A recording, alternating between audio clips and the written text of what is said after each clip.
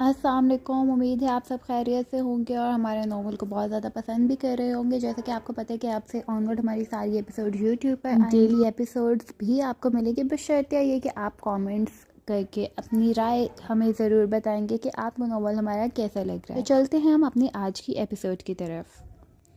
Episode number 47 part 1, खारे ज़िंदगी, तहरीर आयश मलिक। उम्मीद ने डर से आंखें मींची। पीछे मुड़ो, कौन हो तुम? इनमें से एक गुस्से से बोला। अगर होशियारी की तो गोली चला देंगे। उम्मीद डर से थर थर कांपने लगी। मुड़ने की हिम्मत ही नहीं बची थी इसमें। एक गार्ड ने दूसरे को इशारा किया। वह आहिस्ता आहिस्ता कदम उठाता उम्मीद की तरफ बढ़ा। इससे पहले वो इसको हाथ लगाता। डोंट टच मी, वह सख्ती से बोलते पलटी। इन दोनों के उम्मीद को देखते मुंह खुले थे। मैम, आप यहाँ? मुझे जाने दो, दैट्स माई ऑर्डर। वो खुद को कंपोज करते मुश्किल से बोली। अपना डर जाहिर करती तो वो इसको ऑर्डर आते। बट मैम, आप इस वक्त कहाँ जा रही हैं? आई सेड लेट मी गो। वो अब खुद पर लिपटी बड़ी सी चादर को मुट्ठियों में दबाती चिल्लाई थी। ओके मैम, आप जा सकती हैं। मैंने कहा मुझे जाने दो। वो बगैर बात को समझे फिर से बोली। मगर जब बात समझ आई इसको झटका लगा। व्हाट? जी मैम, आप जा सकती हैं। तुम सच कह रहे हो? वो आंखों में नमी लिए बोली। यस मैम, हमें कहा गया था आप जब भी यहाँ से जाना चाहें आपको रोका ना जाए। क्या? वो शौक हुई थी। मंजर ने कहा था ये? नो मैम, हम मंजर के आदमी नहीं हैं। उम्मीद की आंखें हैरत से फटने वाली हो गईं। वो दोनों आंखें झुकाए इसको जवाब दे रहे थे। किसके बंदे हो फिर? वह सिसकी लेते बोली। सॉरी मैम, ये बताने की हमें इजाज़त नहीं है। हमें बस कहा गया था आप जब जाना चाहेंगी आपको जाने दिया जाएगा और जहाँ जाना चाहेंगी वहाँ तक आपको सेफली ड्रॉप कर दिया जाए। इसलिए मैम प्लीज़ आप बता दें आपको कहाँ जाना है। एयरपोर्ट। वो आंखों से नमी साफ करती बोली। ओके मैम, प्लीज़ आप 10 मिनट वेट करें यहाँ। हम यहाँ से अभी नहीं जा सकते, किसी को भी शक हो सकता है। अभी बाकी सब गार्ड्स डिनर ब्रेक ले रहे हैं, इसलिए फ़िलहाल यहाँ कोई नहीं है। 10 मिनट बाद हमारा एक आदमी आपको खैरियत से एयरपोर्ट तक पहुँचा देगा। तो तुम झूठ बोल रहे हो? वो एक कदम पीछे हटी। तुम मंजर को बता दोगे, झूठे हो तुम लोग। मैं कैसे यकीन करूं तुम सच बोल रहे हो? वो अब भी डर रही थी। इसका दिल कई अंदेशों में घिरा हुआ था। ऐसे कैसे वो इसको जाने दे रहे थे? Ma'am, 1 minute please. इनमें से एक गार्ड अंदर की तरफ बढ़ा और 2 मिनट बाद वापस आया। इसके हाथ में एक कागज़ था। इसने वो कागज़ उम्मीद की तरफ बढ़ाया। ये क्या है? ये आपके लिए है मैम, हमें इसको आपको देने को कहा गया था। इसमें क्या है ये जानने की हमें इजाज़त नहीं है। उम्मीद ने वह कागज़ कांपते हाथों से खोला। डर इंसान की सबसे बड़ी कमज़ोरी है और एक पुख्ता इरादा सबसे बड़ी ताकत। अल्लाह पर यकीन रखकर जब कोशिश कर ली जाए तो डर कर कदम वापस लेना ईमान की कमज़ोरी है। कैद से रिहाई की तरफ सफ़र मुबारक हो। एक खैर ख्वाह। आखिर 2 महीनों बाद इसको ये नोट देखने को नसीब हुआ था। इसकी आंख से 2-3 आंसू बहे थे। इसकी आंखें तहफ़्फ़ुज़ के एहसास से जगमगाई थीं। वह इस बात में सर हिलाती वापस मुड़ती कुर्सी पर बैठ गई। ठीक 10 मिनट बाद एक गार्ड इसके पास आया। आ जाए मैम, गाड़ी आ गई है। वो चेहरे को चादर से लपेटते जल्दी से उठी। गाड़ी में बैठते इसने एक आखिरी नज़र भी इस कैद पर डालना गवारा ना की। ये रहाई इतनी आसान थी क्या? इसको अभी भी यकीन नहीं हो रहा था जब तक कि वो एयरपोर्ट पर पहुंच नहीं गई। गाड़ी में कौन था वो नहीं जानती थी। इसके एयरपोर्ट के अंदर दाखिल होते ही वो गाड़ी जा चुकी थी। इसका जहन इस वक्त सवालों से भरा था। कौन इसका खैरख्वाह हो सकता था? हावर अंकल को तो कुछ पता नहीं था। इनके अलावा आखिर कौन था जो इसके लिए बार बार ढाल बन रहा था? चेक इन के बाद वो जहाँ पर बैठी, अगर वह पहले कोशिश कर लेती तो वह पहले जा सकती थी। इसने सोचते सर पीछे टिकाते आंखें मौन लीं। वो खैरियत से ऑस्ट्रेलिया पहुंच चुकी थी। डॉक्टर हावर पहले से इसके इंतज़ार में वहाँ खड़े थे। ان کے اب سارے بال سفید ہو چکے تھے، چہرے سے داڑھی آج بھی غائب تھی، مگر جھریاں ڈھلتی عمر کی گواہی تھیں۔ وہ اس کے سر پر ہاتھ رکھتے اس کو خود سے لگا گئے۔ اتنے عرصے بعد کسی کا آسرا پاتے وہ پھوٹ پھوٹ کر رو دی۔ اگلے 1 مہینے تک وہ ان کے پاس رہی۔ اس دوران وہ ساری قانونی کارروائی کرتے، اس کے موم ڈیڈ کی ہر چیز اس کے نام کروا چکے تھے۔ بیٹا ایک بار پھر سوچ لو۔ میں نے سوچ لیا ہے انکل۔ وہ پہلے جیسی چلبل یا شرارتی نہیں رہی تھی، بس خاموش گمسم ہو چکی تھی۔ وہ اس کو دیکھ کر رہ گئے۔ اگر آپ مجھے واقعی مضبوط دیکھنا چاہتے ہیں تو پلیز مجھے میرے فیصلے لینے دیں۔ مگر بیٹا تم یہاں بھی تو رہ سکتی ہو، میری آنکھوں کے سامنے۔ انہوں نے ایک بار اگر میں آپ کے سامنے رہی تو کبھی مضبوط نہیں بن سکوں گی انکل۔ ڈیڈ آخری لمحے مجھے ان جنگلات میں اسی لیے چھوڑ کر گئے تھے کیونکہ انہیں یقین تھا کہ ان کی بیٹی مضبوط ہے، وہ ضرور خود کو بچا لے گی، مگر میں فیل ہو گئی۔ ان کی قربانی میں ضائع نہیں جانے دوں گی انکل۔ مجھے اس ظالم دنیا میں خود سے جینا سیکھنا ہوگا، اسی لیے یہ فیصلہ تو میں یہاں آنے سے پہلے ہی لے چکی تھی۔ انہوں نے اس کی باتیں تحمل سے سنی جو پچھلے 1 مہینے سے وہ بار بار دہرا کر ان کو انکار کر رہی تھی۔ وہ سمجھ چکے تھے کہ وہ اب نہیں مانے گی، اس لیے گہری سانس لیتے اس بات میں سر ہلا گئے۔ اپنی طرف سے وہ اس کی حفاظت کا ہر ذمہ خود پر لے چکے تھے۔ ہاں بس امید کو پتہ نہیں لگنے دیا تھا۔ کب کرواؤں فلائٹ؟ اگلے ہفتے کی۔ ٹھیک ہے، مگر میری ایک شرط ہے۔ کیسی شرط؟ وہ ان کی طرف سوالیہ نظروں سے دیکھتی بولی۔ وہ تمہیں وہاں جا کر پتہ چل جائے گا۔ بٹ انکل، نو امید، اتنی میں نے آپ کی مانی ہے، ایک آپ کو اب میری ماننی ہوگی۔ اچھا ٹھیک ہے، وہ ہار مانتے بولی۔ گڈ گرل، چلو آ جاؤ ڈنر کرتے ہیں۔ وہ اس کے سر پر ہاتھ رکھتے اٹھے۔ اوکے شور۔ وہ بھی اٹھتی ان کے ساتھ لاؤنج سے باہر نکلی۔ الاسکا۔ یہاں آئے اس کو 5 مہینے گزر چکے تھے۔ یہ اس کا فیصلہ تھا جو وہ منظر کی قید کے دوران ہی لے چکی تھی کہ وہ جب بھی وہاں سے نکلے گی اس جگہ سے ہی اپنی زندگی کا آغاز کرے گی۔ یہ جگہ اس کے موم اور ڈیڈ کی فیورٹ تھی۔ وہ بچپن میں یہاں 2 سے 3 بار آ چکی تھی، اس لیے اس نے اپنی اگلی زندگی کے لیے اسی جگہ کا انتخاب کیا۔ وہ مسلسل ڈاکٹر خاور کے رابطے میں تھی۔ ان کی شرٹ بہت خوبصورت تھی۔ انہوں نے امید کے ساتھ مسلسل رہنے کے لیے ایک افریقن بے زبان عورت کا انتخاب کیا، اور واقعی امید کو ان کا یہ فیصلہ بہت پسند آیا۔ اب وہ یہاں بہت پرسکون ہو چکی تھی۔ اکیلے رہنے کا جو ڈر تھا وہ بھی قدرے کم ہو گیا تھا۔ وہ مسلم غریب عورت تھی جس کی کوئی اولاد نہیں تھی۔ شوہر کا بہت پہلے انتقال ہو چکا تھا، اس لیے شیلٹر ہوم میں رہتی تھی، مگر امید کی صورت میں انہیں کسی اپنے کا ساتھ، ایک گھر اور ایک خوبصورت بیٹی مل چکی تھی۔ وہ اس کا ہر طرح سے دھیان رکھتی تھی، اس کے کھانے پینے، پہننے اوڑھنے، ہر چیز کا دھیان ایوا رکھتی تھی۔ اگر وہ کبھی ذرا سی لیٹ ہو جائے تو وہ شاپ پر پہنچ جاتی تھی۔ ان 5 مہینوں میں ہی وہ اس کے کافی کلوز ہو چکی تھی۔ آج اس کی نئی شاپ کی اوپننگ تھی۔ پچھلے 2.5 سالوں میں وہ 5 چھوٹی چھوٹی پھولوں کی شاپس کھول چکی تھی جہاں وہ ضرورت مند لڑکیوں کو جاب پر رکھ رہی تھی۔ بظاہر زندگی نارمل تھی، مگر اس سب میں اس کو ایک اور بڑا دکھ خاور انکل کی صورت میں ملا، جن کی 4 ماہ پہلے روڈ ایکسیڈنٹ میں ڈیتھ ہو گئی تھی۔ یہ 4 ماہ اس کو پھر سے 2.5 سال پیچھے لے گئے تھے، مگر ایوا کی سپورٹ سے وہ نارمل زندگی کی طرف لوٹی تھی۔ اس سے پہلے اس کے سارے بزنس کو ڈاکٹر خاور دیکھ رہے تھے، مگر اپنے مرنے سے پہلے انہوں نے امید کی پرمیشن کے ساتھ سب کچھ اپنے ایک بہت قریبی دوست کے حوالے کیا، جس پر انہیں خود سے زیادہ یقین تھا۔ امید کو بھی ان کی فیصلے پر اتنا ہی یقین تھا۔ وقت کا کام تھا گزرنا، وہ گزرتا جا رہا تھا۔ 6 مہینے پہلے ایک دن ایوا اس کو اپنے ساتھ ایک قریبی مسجد لے گئی۔ ایوا کی دیکھا دیکھی وہ بھی ہمیشہ ایک چھوٹا مفلر سر پر رکھتی تھی، جس کو وہ اپنی ٹھوڑی کے نیچے باندھ دیتی تھی۔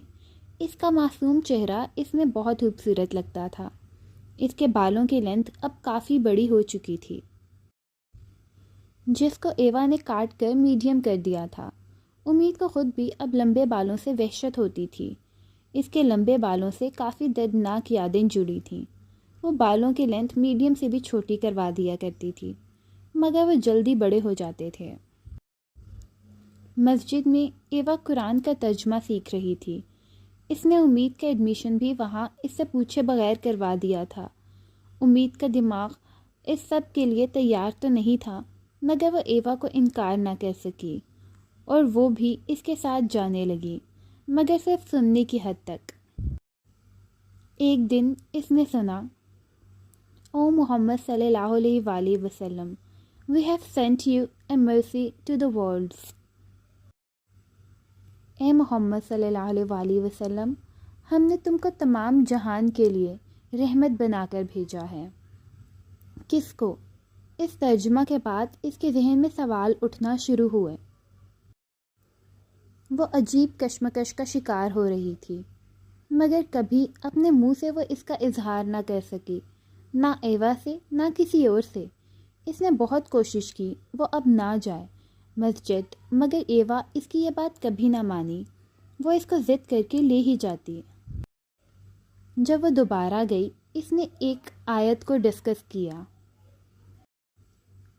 The Holy Prophet Muhammad صلی اللہ علیہ وآلہ وسلم is not the father of any man amongst you.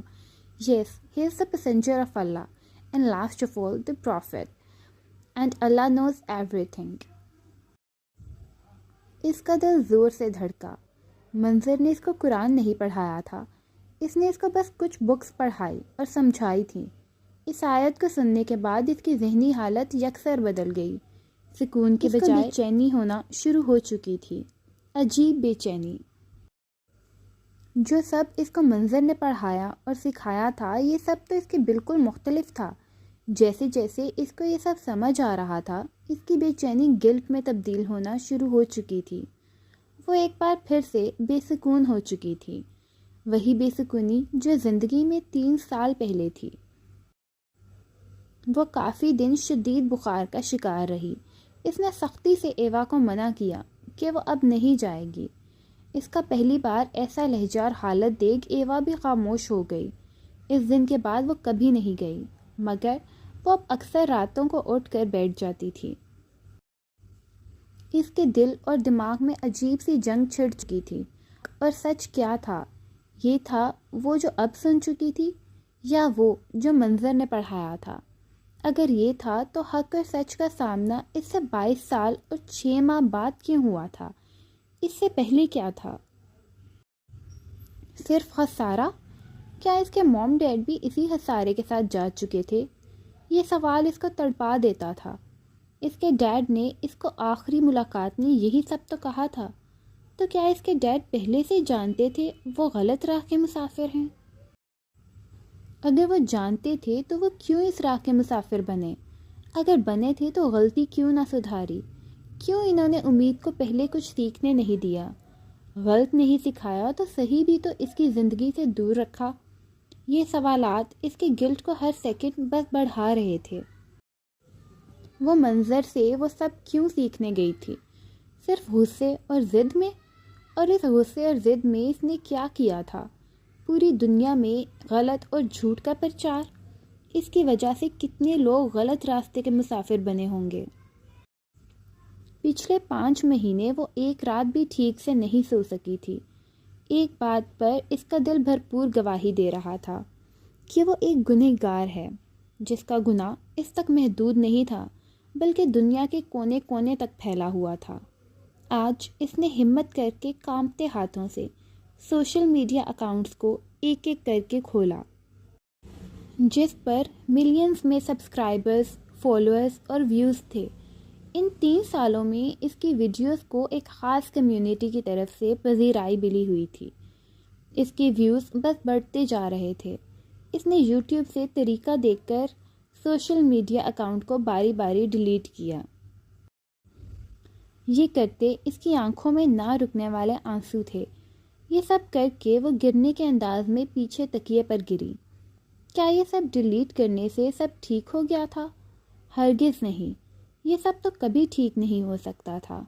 وہ ایسے دلدل میں گردن تک پھنس چکی تھی جس سے وہ نکل بھی آتی تو اس کی میل اور اسمیل اس کے جسم سے کبھی نہ جاتی، جو اس کے جسم کا حصہ بن چکی تھی۔ جب سے اس کی زندگی میں منظر آیا تھا اس کو صرف نقصان ہوا تھا۔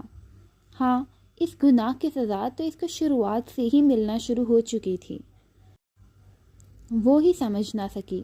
وہ دونوں ہاتھ منہ پر رکھتے پھوٹ پھوٹ کر رو دی۔ روز کی روٹین کی طرح وہ آج بھی شاپ پر گئی۔ آج اس نے اپنے ورکر کو 3 گھنٹے کا آف دیا تھا۔ اس کو کوئی ضروری کام تھا۔ وہ خود ہی کسٹمر ڈیل کر رہی تھی۔ تبھی وہاں ایک آدمی لانگ کوٹ پہنے داخل ہوا۔ امید اس کا چہرہ نہیں دیکھ سکی۔ یہاں جو بھی آتا تھا اپنے پھول خود سلیکٹ کر کے اسے دیتا تھا۔ اس کی شاپ میں نیچرل اور آرٹیفیشل دونوں طرح کے پھول میسر تھے جو گھر کے لیے خوبصورت ڈیکوریشن کی طرح استعمال ہوتے تھے۔ امید ان پر ایک نظر ڈالتی واپس اپنے کام میں لگ گئی۔ وہ جو کوئی بھی تھا پھولوں کے بجائے سامنے پھولوں کی بھیچ لگی ایک بڑی سی تصویر کو دیکھ بہت بری طرح چونکا۔ امید بھی ان کو پھولوں کے بجائے تصویر کو دیکھتے پا کر ان کی طرف بڑھی۔ ایکسکیوز می، اس نے ان کو اپنی طرف متوجہ کرنا چاہا مگر وہ نہیں ہوئے۔ وہ آہستہ آہستہ چلتے اس پورٹریٹ کے بالکل پاس پہنچے۔ وہ حیرانی اور شوق سے اس کو دیکھ رہے تھے۔ ایکسکیوز می سر۔ 5 منٹ بعد بھی وہ نہ مڑے تو ناچار امید کو ہی ان کو مخاطب کرنا پڑا۔ امید کی آواز پر وہ اس کی طرف ہلکا سا مڑتے فوراً بولے، یہ کون ہے؟ انہوں نے اردو میں کہا۔ امید ان کو اردو بولتے دیکھ چونکی۔ سر، واٹس یور آرڈر؟ اس نے ان کے سوال کا جواب دینے کے بجائے اپنی بات کی مگر انہوں نے پھر سے پوچھا۔ امید کو ان کی آواز کانپتی ہوئی محسوس ہوئی مگر ساتھ ہی کوفت ہوئی۔ دس از مائی موم اینڈ ڈیڈ، اس نے اب کے بعد نارمل انداز میں کہا۔ وہ کرنٹ کھا کر اس کی طرف مڑے تھے۔ What is any thing wrong? وہ کنفیوز ہوئی۔